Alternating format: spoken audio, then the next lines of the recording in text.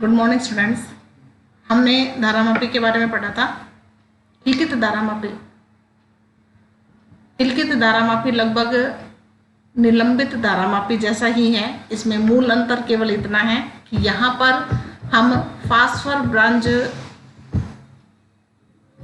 का तंतु लगाते हैं और उस पर समतल दर्पण लगा होता है निलंबित में, और इसमें दो अपन इसको चूल बोल सकते हैं। ये चूल होता है जिसको अपन किलक भी बोलते हैं। ठीक है, इन दोनों के मध्य में कुंडली को रखा जाता है और इसकी जो क्रियाविधि है, जो प्रक्रिया है, वो सेम निलंबित धारामापी जो अपन ने पढ़ी थी उसके जैसी ही है। इसमें जो विक्षेप प्राप्त होता है वो यहाँ पर संकेतक के द्वारा हम पढ़ सकते हैं। ठीक है, अब ये धारामापी के बारे में तो अपन ने पढ़ा। अब धारामापी में पूर्ण विक्षेप प्राप्त करने के लिए, पूर्ण स्केल विक्षेप धारा प्राप्त करने के लिए उस पर एक समांतर क्रम में एक तार लगाया जाता है अल्प प्रतिरोध का, जिसे अपन कहते हैं शंट। ठीक है, एग्जाम में 1 नंबर का प्रश्न आता है, शंट किसे कहते हैं? तो धारामापी के समांतर क्रम में एक अल्प प्रतिरोध का तार लगाया जाता है जिसे शंट कहते हैं। ठीक है, उससे क्या होता है कि धारा जो है, धारामापी में प्रवाहित धारा जो है, उसका अपन मान ज्ञात कर सकते हैं, उसका हमें मान पता चल जाता है। जैसा कि देखिए, धारामापी को उसी रूप में धारामापन के लिए प्रयुक्त नहीं किया जाता, क्योंकि कुंडली के जलने का डर रहता है। कुंडली में जो धारामापी के अंदर जो कुंडली लगी रहती है वो जल सकती है, जल जाती है। अतः इसके समांतर क्रम में एक अल्प प्रतिरोध का तार जोड़ दिया जाता है जिसे हम शंट कहते हैं, शंट एस कहते हैं। इस स्थिति में क्या होगा, देखिए ये डायग्राम है, यहाँ पर धारामापी लगा हुआ है। इस धारामापी के आगे जो 2 टर्मिनल रहते हैं, एक लाल और एक काला, आपने देखा होगा लैब में, प्रयोगशाला में जो धारामापी पड़े रहते हैं उसमें 2 टर्मिनल रहते हैं जिसे अपन कनेक्शन करने के काम में लेते हैं। ठीक है ना, जिसे अपन सर्किट जोड़ते हैं, परिपथ पूर्ण करते हैं। उस परिपथ में एक तार लगा देते हैं और ये जो हमने समांतर क्रम में तार लगाया है ये अल्प प्रतिरोध का तार है, प्रतिरोध इसका कम होता है बहुत ज्यादा। ठीक है, और ये धारामापी है। धारामापी का प्रतिरोध मान लेते हैं अपन। धारामापी के अंदर जो कुंडली बनाई थी हमने, देखिए यहाँ पर ये धारामापी की कुंडली है ना, ये वाली, इसमें जो तार लगा है, ठीक है ना, इसका जो प्रतिरोध है वो उसको अपन मान लेते हैं कैपिटल जी। मान लो इस कुंडली जो में जो तार लपेटा हुआ है उसका जो प्रतिरोध है वो कितना है, कैपिटल जी है। और इसके समांतर क्रम में जो हमने बाहर एक तार लगा रखा है, धारामापी का जो डिब्बा होता है उसके बाहर एक तार लगा रहता है अल्प प्रतिरोध का, उसे अपन एस से व्यक्त करते हैं, कैपिटल एस से। ठीक है, दोनों कौन से क्रम में लगे हुए हैं, समांतर क्रम में। 2 प्रतिरोध तार समांतर क्रम में लगे हुए हैं। तो समांतर क्रम में अगर प्रतिरोध तार लगे रहते हैं तो उनके सिरों पर विभवांतर समान होता है, ये बात अपन जानते हैं। ठीक है ना, प्रतिरोध तारों का समांतर क्रम संयोजन और श्रेणी क्रम संयोजन हमने पढ़ा था, उसका थोड़ा सा आप वापस दिमाग में अपना उसको ले आओ कि समांतर क्रम संयोजन में जब प्रतिरोध तार लगे रहते हैं तो उन प्रतिरोध तारों में से धारा के मान तो अलग अलग होते हैं लेकिन उनके सिरों पर विभवांतर समान होता है। ये अपन ने समांतर क्रम संयोजन में पढ़ा था। ठीक है, अब यहाँ पर समांतर क्रम संयोजन में कौन कौन से 2 तार लगे हैं, एक तो धारामापी का तार लग रहा है जी, और एक जो बाहर से हमने लगाया है वो लगा रखा है हमने एस, इसका प्रतिरोध एस है। ठीक है, तो इसके सिरों पर विभवांतर अपन मान लेते हैं वीजी है, इसके सिरों पर विभवांतर जो है वो वीएस है। तो यहाँ देखिए दोनों का विभवांतर समान होगा। दोनों का विभवांतर समान क्यों होगा, क्योंकि समांतर क्रम में जुड़े हुए हैं, इसलिए। क्लियर है ये बात। अब विभवांतर बराबर क्या होता है, ओम के नियमानुसार V बराबर IR होता है ना, धारा गुणा प्रतिरोध, विभवांतर बराबर धारा गुणा प्रतिरोध। अब देखिए ये वाली जो लाइन है ऊपर वाली, ये जो प्रतिरोध लग रहा है जी, इसमें से कौन सी धारा प्रवाहित हो रही है? IG धारा। यहां से I धारा आई, ये I धारा बिंदु A पर दो भागों में विभाजित हुई, IG तो ऊपर चला गया और IS इसमें से प्रवाहित होगा, ठीक है ना। तो I में से IG ऊपर चला गया, जो G में से प्रवाहित होगा और कहां पर आएगा? बिंदु B पर आकर इधर चला जाएगा। ऐसा ही होता है ना। तो ऊपर वाले सिरे पर, यहां पर, इस पर प्रतिरोध तो कितना है? Capital G। धारा कितनी प्रवाहित हो रही है? IG। तो विभवांतर कितना हो जाएगा? धारा गुणा प्रतिरोध। तो क्या आ जाएगा? IG गुणा G। समझ में आ गया? ये तो धारा है और ये प्रतिरोध है जो विभवांतर के बराबर होगा। अब अपन बात करते हैं VS की। VS क्या है? इस S तार के प्रतिरोध के सिरों पर विभवांतर। तो विभवांतर बराबर क्या होता है? धारा गुणा प्रतिरोध। धारा कितनी है? IS। प्रतिरोध कितना है? S। तो IS गुणा S हो जाएगा, ठीक है। यहां पर IS का मान क्या होगा? IS का मान देखिए, यहां से धारा I प्रवाहित हो रही है, उस I धारा में से IG ऊपर चला गया तो बचा कितना? I minus IG। जैसे मान लो 10 एम्पियर की धारा प्रवाहित हो रही है, 10 एम्पियर की धारा में से 8 एम्पियर की धारा ऊपर चली गई, जो धारा में से, धारा मापी में से प्रवाहित हो रही है, तो बची कितनी? 8। 10 माइनस 8, 2 एम्पियर की धारा, ठीक है ना। तो यहां पर IS का मान कितना हो जाएगा? I माइनस IG, ठीक है। ये I धारा आ रही है, I धारा में से IG धारा ऊपर की तरफ चलेगी तो बचेगी कितनी? I माइनस IG, जो कि S प्रतिरोध में से गुजर रही है। तो IS का मान कितना हो जाएगा? I माइनस IS, ठीक है। इसको अपन खोल देंगे, इसको खोलेंगे तो I को S से गुणा करेंगे और IG को भी S से गुणा करेंगे और इसका पक्षांतरण कर देंगे। पक्षांतरण कर देंगे तो क्या जाएगा? IG बराबर G प्लस S बराबर IS। इस IG S को अपन इधर कर देंगे, IG को कॉमन ले लेंगे। सिंपल कोष्टक खोल के पक्षांतरण किया है, ठीक है। और यहां से अपन IG का मान निकालेंगे तो कैपिटल G प्लस S को अपन भाग लगा देंगे नीचे। तो ये IG क्या है? धारा मापी में से प्रवाहित होने वाली धारा का मान। समझ में आ गया? अब ये IG का जो मान है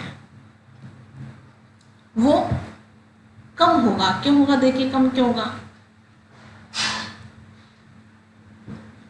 S में G प्लस S का भाग लग रहा है। S में S क्या है? अल्प प्रतिरोध है।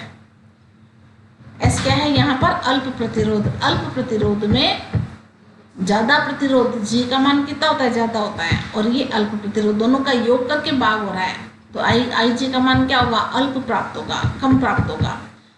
स्पष्ट है कि धारा मापी से प्रवाहित धारा IG का मान बहुत ही कम होता है, परंतु फिर भी पूर्ण विक्षेप प्रदर्शित करती है। कभी आपने देखा होगा धारा मापी में जब धारा प्रवाहित होती है तो नीडल बहुत ज्यादा हिल जाती है और उसके 30 खाने, मैंने शुरू में आपको बताए थे धारा मापी में कितने? 30 खाने, तो 30 के 30 खाने वो विक्षेपित हो जाते हैं, ठीक है। जो संकेतक है वो बहुत ज्यादा हिलता है उसके अंदर और मैक्सिमम जो धारा है वो प्रदर्शित करता है। इसीलिए इसे हम पूर्ण स्केल विक्षेप धारा कहते हैं। पूर्ण स्केल का मतलब क्या हुआ कि जितने भी उसके अंदर स्केल है, जितना भी पैमाना है, स्केल का मतलब पैमाना, जितना भी पैमाना है वो पूरा का पूरा विक्षेपित होता है। निडल जो है उसके अंदर जो संकेतक लगा है वो पूर्ण विक्षेप, मतलब जितना मैक्सिमम उसका है। धारामापी का मैक्सिमम स्केल कितना होता है? अधिकतम जो पैमाना है वो कितना होता है? 30 खाने तक, ठीक है ना। तो वो 30 के 30 खाने तक वो प्रदर्शित करता है वो संकेतक। इसको अपन कहते हैं पूर्ण विक्षेप। जितना है हमारे पास में मैक्सिमम, उतना विक्षेप प्रदर्शित करना ही पूर्ण विक्षेप कहलाता है। तो बात समझ में आ गई सबके? तो हम ये शंट लगाते हैं। इस तार को लगाना, अग्र प्रतिरोध के तार को धारामापी के समांतर क्रम में लगाना ही शंट कहलाता है, ठीक है। और यहाँ से अपन प्राप्त कर सकते हैं क्या? धारामापी में प्रवाहित धारा का मान। ये समझ में आ गया सबके?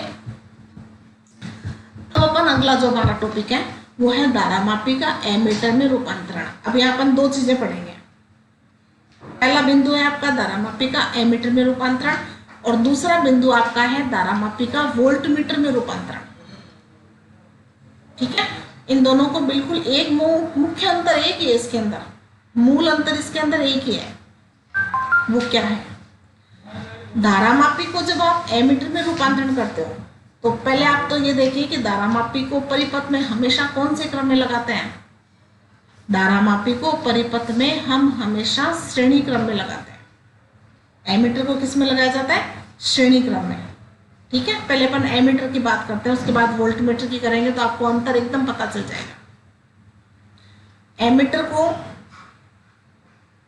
परिपथ में श्रेणी क्रम में लगाया जाता है। ठीक है, और जब धारामापी को एमीटर में रूपांतरण करते हैं तो धारामापी के समांतर क्रम में एक अल्प प्रतिरोध का तार लगाते हैं। दो बातें विशेष रूप से आप ध्यान से सुनोगे। पहली बात, एमीटर को परिपथ में श्रेणी क्रम में लगाया जाता है। एमीटर खुद जब लगेगा तब तो श्रेणी क्रम में लगेगा, और जब धारामापी को एमीटर में चेंज करते हैं तब धारामापी के समांतर क्रम में कम प्रतिरोध का तार लगाया जाता है। ठीक है, अब अपन थोड़ा सा और पीछे चले। पीछे के चैप्टर जो अपन ने पढ़े, विभवमापी पढ़ा था ना अपन ने। विभवमापी क्या करता है? विभव का मापन करता है, विभव को नापता है। ठीक है, और वोल्टमीटर का भी क्या काम है? विभव का मापन है, विभव का मापता है, वोल्टेज तार के सिरों पर विभवांतर का मापन करता है। तो यहाँ पर हमने वहां एक क्वेश्चन और भी पढ़ा था। क्या पढ़ा था? कि वोल्टमीटर से श्रेष्ठ कौन है? विभवमापी। विभवमापी वोल्टमीटर से भी श्रेष्ठ होता है। इसका मैंने आंसर भी आपको बताया था कि वोल्टमीटर को और ज्यादा अच्छा बनाने के लिए हमने एक अन्य उपकरण बनाया। वो क्या बनाया? विभवमापी बनाया। और हमने क्या परिवर्तन किया? हमने तार की लंबाई को बढ़ाया। तार की लंबाई को बढ़ाने से क्या बढ़ा? प्रतिरोध बढ़ा। हम चाहते हैं कि वोल्टमीटर के अंदर जो तार लगा हुआ है उसका प्रतिरोध बहुत ज्यादा होना चाहिए, और प्रतिरोध अगर बहुत ज्यादा होगा तो उसके अंदर से धारा प्रवाहित नहीं होगी, और धारा प्रवाहित नहीं होनी चाहिए। ये सारी बातें अपन ने वहां उस चैप्टर में पढ़ी थी, विभवमापी वाले चैप्टर में, और मैंने आपको पूरा डिटेल में बताया था कि वोल्टमीटर से ज्यादा श्रेष्ठ विभवमापी क्यों है। वोल्टमीटर को और ज्यादा अच्छा बनाने के लिए हमें तार की लंबाई को बढ़ाना पड़ता है, हमें प्रतिरोध बढ़ाना होता है। और प्रतिरोध किस पे निर्भर करता है? तार की लंबाई पर निर्भर करता है। तार की लंबाई बढ़ाने पर प्रतिरोध बढ़ जाता है। और वोल्टमीटर का डिब्बा जो है, उपकरण जो है, वो बहुत छोटा होता है, तो उसके अंदर तार की लंबाई को बहुत ज्यादा अपन नहीं बढ़ा सकते। फिर ज्यादा लंबा तार उसे छोटे से जो उपकरण है, छोटा सा जो डिब्बा है, उसके अंदर अपन कैसे डालें? लपेट कर डालना पड़ेगा। लपेट कर डालेंगे तो उसके अंदर चुंबकीय क्षेत्र और उत्पन्न हो जाएगा। ठीक है ना? तो ये इससे सबसे बचने के लिए फिर विभवमापी बनाया गया। तो पहली बात आपको मैं थोड़ा सा रिकॉल करवा दूं वापस, क्या कि वोल्टमीटर, अच्छा वोल्टमीटर बनाने के लिए प्रतिरोध ज्यादा होना चाहिए। और प्रतिरोध ज्यादा कब होता है? जब प्रतिरोध की लंबाई ज्यादा होती है। या एक तरह से अपन प्रतिरोध और बढ़ा सकते हैं। आप सोचिए कैसे। आपने प्रतिरोधों का श्रेणी क्रम संयोजन और समांतर क्रम संयोजन पढ़ा था। प्रतिरोधों का श्रेणी क्रम संयोजन और समांतर क्रम संयोजन पढ़ा था ना? तो समांतर क्रम संयोजन में क्या होता है? जब अपन दो प्रतिरोध तारों को समांतर क्रम में लगाते हैं तो क्या होता है? जो तुल्य प्रतिरोध है उसका मान कम हो जाता है। जैसे अपन ने 1 ओम, 2 ओम और 3 ओम का प्रतिरोध तार श्रेणी क्रम में लगाया, तो श्रेणी क्रम में लगाने पर तो कितना आएगा? 1 + 2 + 3 6 ओम आएगा ना। प्रतिरोध तारों को अगर अपन श्रेणी क्रम में लगा दें तो श्रेणी क्रम में तुल्य प्रतिरोध का मान बढ़ जाता है, लेकिन समांतर क्रम में लगाने पर तुल्य प्रतिरोध का मान कम हो जाता है। ठीक है ना। तो प्रतिरोध का मान कम कौन से क्रम में लगाने पर हुआ? समांतर क्रम में। और प्रतिरोध का मान ज्यादा कब हुआ? श्रेणी क्रम में लगाने पर। अगर तार को अपन श्रेणी क्रम में लगा देते हैं तो प्रतिरोध बढ़ जाएगा, और प्रतिरोधों को अपन समांतर क्रम में लगा देंगे तो तुल्य प्रतिरोध का मान कम हो जाएगा। ये तो आई पहली बात। ठीक है। अब देखिए, जब एमीटर बनाना होता है तब हमें प्रतिरोध को कम करना होता है। ठीक है ना। प्रतिरोध कम करने पर धारा ज्यादा से ज्यादा प्रवाहित होगी ना। तो प्रतिरोध कम करने के लिए आप सोचिए, हमें प्रतिरोध कम करना है तो हमें तुल्य प्रतिरोध कम करने के लिए समांतर क्रम में तार लगाना चाहिए या श्रेणी क्रम में लगाना चाहिए? समांतर क्रम में लगाना चाहिए ना। प्रतिरोध का मान कम करने के लिए समांतर क्रम में तार लगाना चाहिए। तो एमीटर बनाने के लिए हम समांतर क्रम में तार लगाते हैं। ठीक है। अब आते हैं अपन वोल्टमीटर पे। वोल्टमीटर में प्रतिरोध के मान को ज्यादा करना है या कम करना है? ज्यादा करना है ना। वोल्टमीटर के तार में प्रतिरोध का मान ज्यादा होना चाहिए, और ज्यादा प्रतिरोध करने के लिए तार को श्रेणी क्रम में लगाना चाहिए या समांतर क्रम में? श्रेणी क्रम में। ठीक है ना। श्रेणी क्रम में लगाएंगे तो क्या होगा? प्रतिरोध बढ़ जाएगा, ज्यादा हो जाएगा। तो जब धारामापी को हम एमीटर में रूपांतरण करते हैं तब हमें प्रतिरोध के मान को कम करना होता है। तो हम प्रतिरोध के मान को कम करने के लिए तारों को समांतर क्रम में लगाते हैं, और धारामापी को वोल्टमीटर में रूपांतरण करने के लिए हमें प्रतिरोध को बढ़ाना होता है, बहुत ज़्यादा करना होता है। तो हमें प्रतिरोध तारों को श्रेणी क्रम में लगाना होता है। तो ये दो चीज़ें आपके सामने आई हैं कि एमीटर बनाने के लिए प्रतिरोध कम करना है तो तारों को समांतर क्रम में लगाना है, और वोल्टमीटर बनाने के लिए प्रतिरोध को बढ़ाना है तो हमें तारों को श्रेणी क्रम में लगाना है। ये वाक्य मैंने बहुत बार बोल दिया, अब आपके ध्यान आ गया होगा। और ये बात पहले भी आ चुकी है कि वोल्टमीटर में प्रतिरोध ज़्यादा होना चाहिए, और ज़्यादा कब होगा? श्रेणी क्रम में। तो अब आपकी याद रहेगी ये बात। ठीक है ना। तो एमीटर खुद परिपथ में कैसे लगेगा? श्रेणी क्रम में। ये कंफ्यूज मत होना, श्रेणी क्रम और समांतर क्रम। एमीटर वह उपकरण है जो धारा का मापन करता है, ये आप जानते हैं। एमीटर को परिपथ में श्रेणी क्रम में संयोजित करते हैं। ठीक है। एक आदर्श वोल्टमीटर का प्रतिरोध 0 होना चाहिए, ये मुख्य लाइन है, और परीक्षा में कई बार 1 नंबर की पूछी भी जाती है कि एक आदर्श एमीटर का प्रतिरोध 0 होना चाहिए, ये मुख्य बात है। ठीक है ना। कोई आदर्श वोल्टमीटर है तो उसका प्रतिरोध अगर 0 होगा, अब प्रतिरोध जब 0 है तो धारा का मान मैक्सिमम होगा, धारा का मान बहुत ज़्यादा होगा। प्रतिरोध मतलब रुकावट, तार में कोई रुकावट नहीं है तो धारा फराटे से जाएगी, बहुत तेज जाएगी, ज़्यादा से ज़्यादा जाएगी ना। तो धारा का मान ज़्यादा ही होना चाहिए। ठीक है ना। अतः धारामापी के समांतर क्रम में अल्प प्रतिरोध का संयोजन कर दिया जाता है, जिससे धारामापी एमीटर की तरह धारा का मापन करती है। ठीक है। तो यहाँ आदर्श एमीटर का प्रतिरोध 0 होगा, और धारामापी से एमीटर बनाने के लिए समांतर क्रम में अल्प प्रतिरोध को जोड़ा जाता है। बात समझ में आ गई सबके? तो धारामापी का अपन ने पूरा डायग्राम पढ़ा था, सेम वही डायग्राम है, केवल आपको परिवर्तन क्या करना है? एक तार और जोड़ना है। T1 T2 2 टर्मिनल अपन ने पढ़े थे ना, T1 T2 2 टर्मिनल पढ़े थे। ठीक है ना। उनके बीच में एक तार जोड़ना है अल्प प्रतिरोध का, केवल आपको इतना करना है। ठीक है। तो ये देखिए, ये चुंबक N और S है जो अपन ने वाट पढ़ा था, ये कुंडली बनी हुई है बीच में, ये क्रोड बनी हुई है, ये स्प्रिंग S1, ये स्प्रिंग S2 और ये कीलक पढ़ा था ना अपन ने, ये भी पढ़ा था, ये कीलक दो चूल भी बोलते हैं उनको, आप चूल लिख सकते हो इनको, ठीक है ना। और एक ही संकेतक लगा हुआ है जो पैटर्न पढ़ता है, ठीक है। यहाँ बीच में 0 और यहाँ पर दोनों तरफ 10 20 30, यहाँ भी 10 20 30 होगा। अब देखिए क्या किया, 2 टर्मिनल T1 और T2 थे ना, उनके बीच में एक तार लगा दिया, इस जिसको अपन कहते हैं शंट। और इसका प्रतिरोध क्या होता है, अल्प प्रतिरोध होता है, कम प्रतिरोध होता है, कम प्रतिरोध का तार लगाना है। समझ में आ गया, बात समझ में आ गई सबके।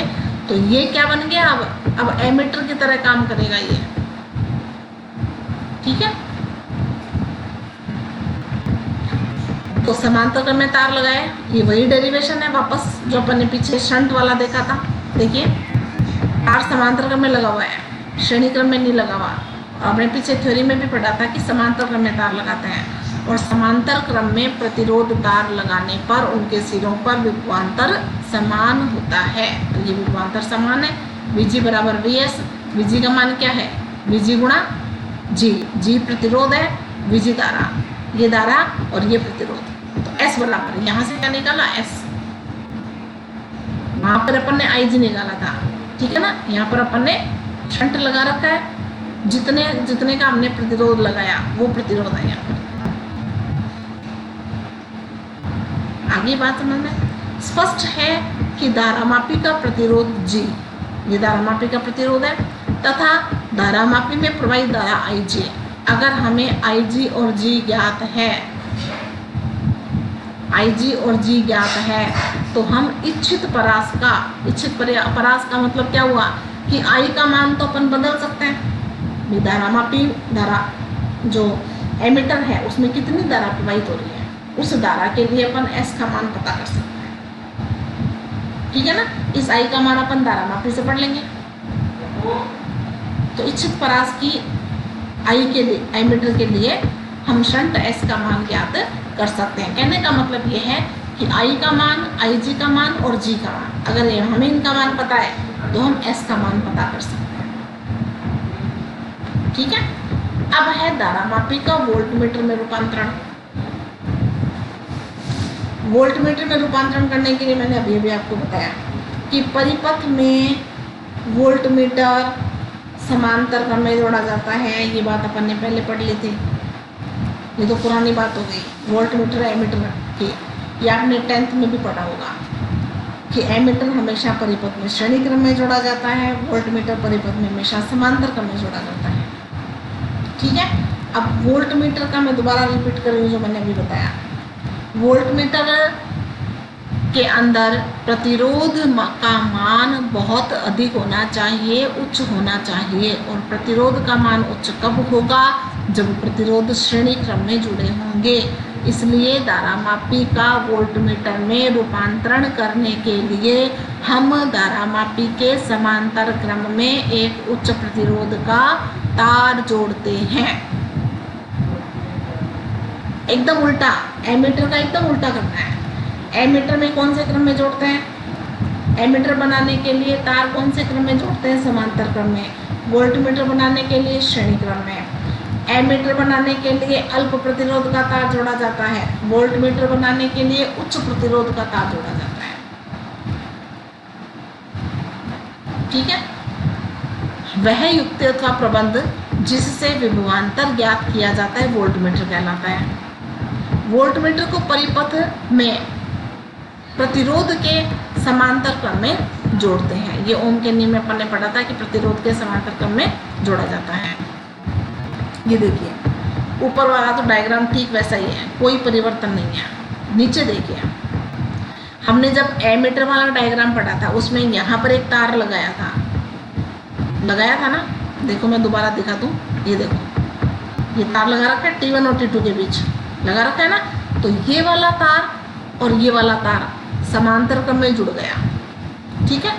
और अब हम क्या करेंगे, श्रेणी क्रम में जोड़ेंगे। तो देखो यहाँ तार नहीं लगाया, तार कहाँ लगा रखा है, उच्च प्रतिरोध का तार लगा कहाँ रखा है, इस स्प्रिंग से। देखो यहाँ ये करेंगे ना अपन, जब किसी भी कुंडली पर तार लपेटते हैं, तार लपेटेंगे तो हमें दो सिरे तो दिखेंगे ना, दो सिरे नजर आएंगे। वो दो सिरों को हमने, एक सिरे को तो इस स्प्रिंग के माध्यम से T1 पर जोड़ दिया और दूसरे तार को अपन इस स्प्रिंग के माध्यम से T2 से जोड़ते हैं, ऐसा ही करते हैं ना। तो दूसरा जो सिरा है उस पर हमने एक प्रतिरोध तार और लगा दिया। कहने का मतलब है कि इसे हमें श्रेणी क्रम में लगाना है। क्लियर है? तो एक आदर्श वोल्टमीटर का प्रतिरोध हमेशा अनंत होता है, एक आदर्श एमीटर का प्रतिरोध शून्य होता है, एक आदर्श वोल्टमीटर का प्रतिरोध अनंत होता है। एक ये अंतर ये भी है दोनों में, तो ये भी एक मुख्य लाइन है। एक आदर्श वोल्टमीटर का प्रतिरोध सदैव अनंत होता है, ठीक है। और एमीटर का प्रतिरोध क्या होता है? शून्य, उसका कम होता है, इसका प्रतिरोध ज्यादा होता है, ऐसे याद रखो इसको।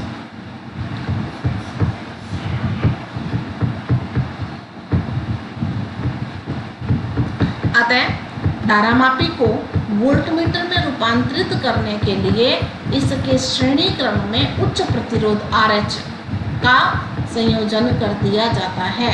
इस स्थिति में कौन से क्रम में लगाया? श्रेणी क्रम में। तो श्रेणी क्रम में जब तुल्य प्रतिरोध ज्ञात करते हैं तो इन दोनों प्रतिरोधों के योग के बराबर होगा, ठीक है ना। इसका प्रतिरोध तो कितना है? RH। इसका प्रतिरोध कितना है? G, कैपिटल G लिया था ना अपन ने, तो इसका प्रतिरोध तो कैपिटल G है, इसका प्रतिरोध RH है, ठीक है। श्रेणी क्रम में जुड़ी हुई है तो धारा का मान समान होगा, दोनों तारों में धारा का मान समान होगा, ठीक है। और जो विभवांतर है वो अलग अलग होगा। तो यहाँ देखिए ये संयोजन किया हुआ है, ये तो प्रायोगिक तार ले रखा है, प्रायोगिक तार में ये धारामापी जुड़ा हुआ है, इस धारामापी के श्रेणी क्रम में एक तार और जोड़ दिया, श्रेणी क्रम में जोड़ा है। इसके सिरों पर विभवांतर VG, इसके सिरों पर विभवांतर VRH। तो V बराबर VG प्लस VRH। ये कैसे है? ये वापस पीछे चलते हैं। प्रतिरोध तारों का श्रेणी क्रम संयोजन V बराबर V1 plus V2 plus V3। याद आ रहा है? कुछ पढ़ा था ना? V बराबर V1 plus V2 plus V3 और हमने लास्ट में निकाला था R बराबर R1 plus R2 plus R3। श्रेणी क्रम संयोजन में आप पन्ने पलट कर अपना देख लेना। श्रेणी क्रम संयोजन प्रतिरोध तारों का, उसमें अपन ने पढ़ा था, ओम का नियम लगाया था। विभवांतर V बराबर 3 तार लिए थे, V1 V2 V3 उनका विभवांतर था, R1 R2 R3 उनका प्रतिरोध था और धारा I प्रवाहित हो रही थी तीनों में। प्रतिरोधों का श्रेणी क्रम संयोजन वहाँ अपन ने पढ़ा था। तो यहाँ पर इसके सिरों पर विभवांतर V1, इसके सिरों पर विभवांतर V2 है, तो V1 प्लस V2 हो जाएगा, दो तार ले रखे हैं। तो यहाँ पर हमने क्या ले रखा है? VG ले रखा है और VRH ले रखा है, तो यहाँ VG आ जाएगा, यहाँ VRH आ जाएगा, ठीक है। तो V बराबर धारामापी में IG गुणा प्रतिरोध, धारा गुणा प्रतिरोध होता है ना। विभवांतर बराबर क्या होता है? धारा गुणा प्रतिरोध। धारा कितनी प्रवाहित हो रही है? IG। प्रतिरोध कितना है? G। किसका? इसका। और इस तार के लिए धारा कितनी है? IG। धारा का मान तो समान होगा, तो इसमें IG है तो इसमें भी IG। और प्रतिरोध कितना है? RH, ठीक है। IG को कॉमन ले लो, IG कॉमन आ गया, तो यहाँ पर G plus RH। G plus RH, यहाँ हमें मान किसका ज्ञात करना है? RH का। तो IG का भाग लगा दो, तो V बटे IG बराबर G प्लस RH आ जाएगा। G को इधर ले आओ तो यह आ जाएगा RH बराबर V बटे IG माइनस G। तो यहाँ G का मान पता हो, V का मान पता हो, IG का मान पता हो, सबका मान रखकर हम RH ज्ञात कर सकते हैं।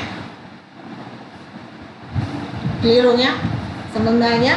तो स्पष्ट है कि यदि धारामापी का प्रतिरोध G धारामापी से प्रवाहित धारा IG ज्ञात हो तो परास V के वोल्टमीटर के लिए उच्च प्रतिरोध RH ज्ञात किया जा सकता है। ठीक है, तो ये RH का मान हमने ज्ञात किया और धारामापी वाले में जो एमीटर का रूपांतरण था उसमें अपन ने S का मान ज्ञात किया, उसमें शंट लगाया था। शंट किस में लगाते हैं? एमीटर में। एमीटर बनाने के लिए क्या लगाते हैं? शंट लगाते हैं, अल्प प्रतिरोध का। वोल्टमीटर बनाने के लिए श्रेणी क्रम में उच्च प्रतिरोध का तार लगाते हैं। ये एक एक नंबर के प्रश्न आते हैं बहुत सारे इसमें से। एक आदर्श वोल्टमीटर का प्रतिरोध कितना होता है? एक आदर्श एमीटर का प्रतिरोध कितना होता है? धारामापी से एमीटर बनाने के लिए क्या करते हैं? धारामापी से वोल्टमीटर बनाने के लिए क्या करते हैं? किस प्रकार से रूपांतरण किया जाता है? तो ये छोटी छोटी बातें आपको आनी चाहिए जिससे आप ये डेरिवेशन कर सकें। छोटा सा डेरिवेशन है, कोई मुश्किल काम नहीं है। तो ये धारामापी वाला जो टॉपिक है वो अपना कंप्लीट हो गया है। कल से नया टॉपिक शुरू हो जाएगा, एम्पियर का परिपथीय नियम। ठीक है, तो धारामापी अपन ने पढ़ लिया। धारामापी से पहले अपन ने धारामापी के दोनों प्रकार पढ़ लिए, कुछ परिभाषाएं थी हमने वो पढ़ ली। उससे पहले हमने आयताकार कुंडली किस प्रकार से घूमती है, चुंबकीय क्षेत्र में आयताकार कुंडली किस प्रकार से घूमती है हमने वो पढ़ लिया। इससे रिलेटेड नियम जो थे, फ्लेमिंग का नियम है, दायां हाथ का नियम, बायां हाथ का नियम, हथेली का नियम, पेच का नियम, ये सब अपन ने पढ़े थे। तो ये सब नियम आपको आने चाहिए। ठीक है, तो रिवीजन करते रहना पीछे वाले चैप्टर का। और ये इस चैप्टर में भी अब एम्पियर का नियम, परिनलिका और टोरॉइड 3 टॉपिक रह गए हैं और ये चैप्टर भी आपका कंप्लीट हो जाएगा अभी थोड़े लेक्चर के बाद में। तो पीछे वाला जो है वो रिवीजन करते रहना। कुछ बच्चे बीच वाले जो लेक्चर हैं वो नहीं देख रहे, बीच वाले कुछ वीडियो उन्होंने नहीं देखे, तो फिर आगे वाले वीडियो उनके समझ में नहीं आएंगे। तो पहले पीछे वाले देखें। डेली वीडियो को ओपन करें, चाहे आप वीडियो को आगे पीछे देखो, लेकिन डेली आपको वीडियो ओपन जरूर करना है। ठीक है ना, जिससे कई बार क्या होता है कि आप मान लो पीछे चल रहे हो, एक दिन पहले जैसे मान लो 17 तारीख का वीडियो गया, उसको आपने 19 तारीख को देखा। इसी प्रकार आप 2 दिन मान लो पीछे चल रहे हैं तो आपने वीडियो तो सारे देख रहे हो, आप डेली आप पढ़ रहे हो, लेकिन हमारे पास आपकी अटेंडेंस नहीं लगती। हमें लगता है कि आप वीडियो नहीं देख रहे, इसलिए बार बार आपके घर पे कॉल करना पड़ता है। इसलिए डेली जो वीडियो हैं, डेली डेट वाले जो वीडियो हैं वो आप डेली ओपन करें, चाहे उसको आप एक दिन आगे पीछे देख सकते हैं, लेकिन उसी दिन अगर आप ओपन कर लोगे तो आपकी अटेंडेंस भी लग जाएगी और रेगुलर आपको पढ़ना तो है ही, वीडियो तो आपको डेली देखना ही है। बीच में अगर कोई टेक्निकल प्रॉब्लम आ गई है, किसी के पास मोबाइल नहीं है या ख़राब हो गया है या मान लो परचेज करना है दूसरा, तो उसके बीच में आपके वीडियो जो छूट जाते हैं उनको आप 2-2 करके देखें समय निकाल कर।